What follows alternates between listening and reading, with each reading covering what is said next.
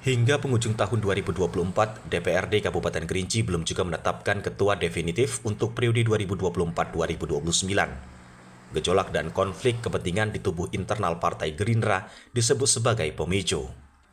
Politikus muda Andes Pakendora telah ditunjuk sebagai ketua definitif periode 2024-2029 dengan bukti surat keputusan SK dari Dewan Pimpinan Pusat DPP yang ditandatangani oleh Ketua Umum Partai Gerindra sekaligus Presiden Republik Indonesia Prabowo Subianto.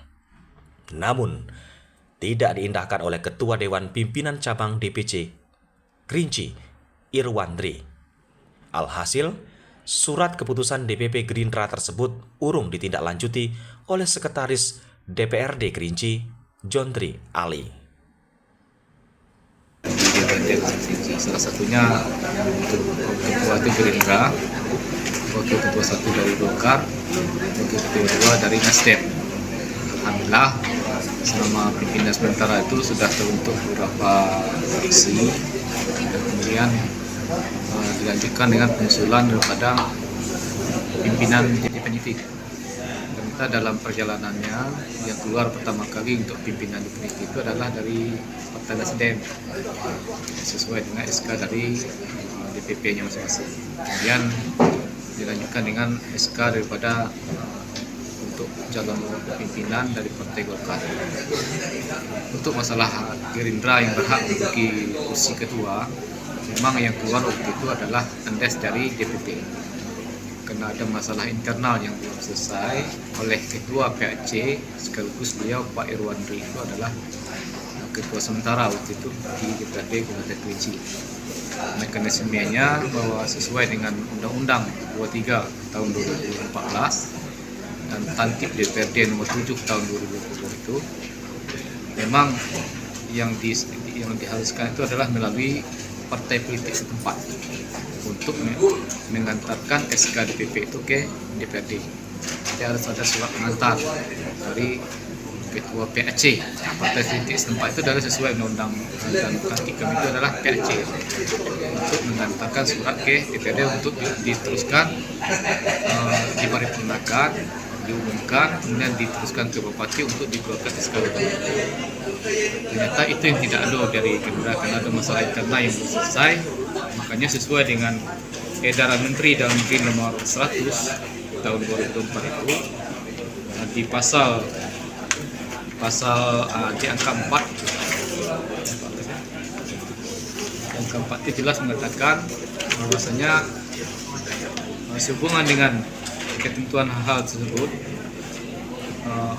pimpinan sementara DPRD Kabupaten Kota dapat memproses usulan calon pimpinan definitif tanpa menunggu semua partai politik yang memiliki hak menduduki kursi DPRD Kabupaten untuk mengajukan calon pimpinan DPRD definitif dengan ketentuan minimal sudah ada satu orang unsur calon pimpinan DPRD Kabupaten Kota, sehingga usulan calon pimpinan DPRD Kabupaten lainnya dapat diusulkan setelahnya. Jadi minimal satu boleh.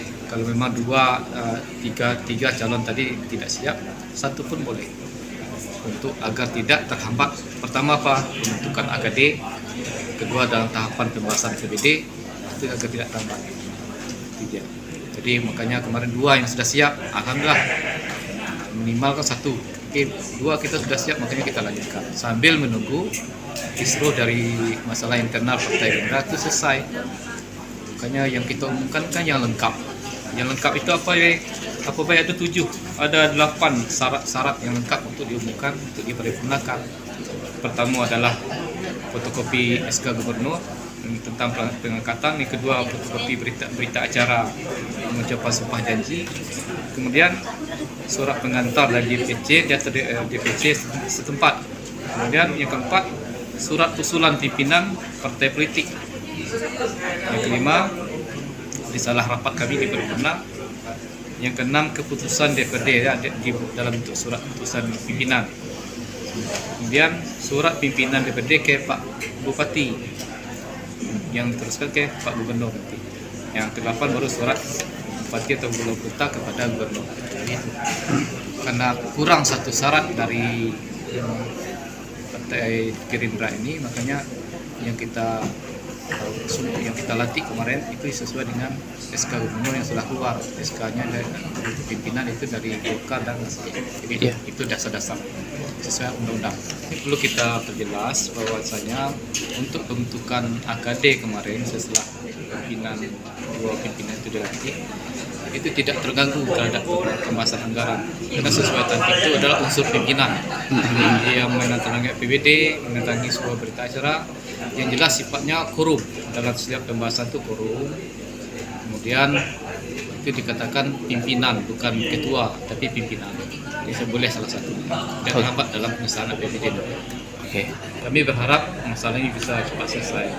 Karena terganggu juga mekanisme yang lain, kawan-kawan yang lain juga kasihan, dia sama-sama partai Gerindra, tidak terhadap pembahasan juga nanti kita ingin itu lengkap sebenarnya. Jadi kalau lengkap semuanya kan nyaman gitu. Walaupun sebenarnya kondisinya dibenarkan secara aturan tanpa ketua tidak ada masalah, namun kita berharap ini bisa cepat selesai.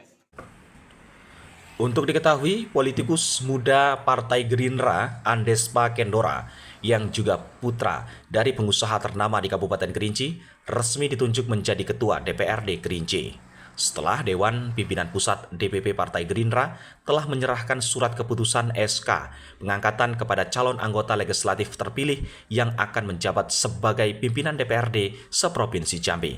Salah satunya Andespa Kendora yang resmi menerima SK pengangkatan sebagai Ketua DPRD Kabupaten Kerinci yang diserahkan oleh DPP pada Rabu 18 September 2024 lalu.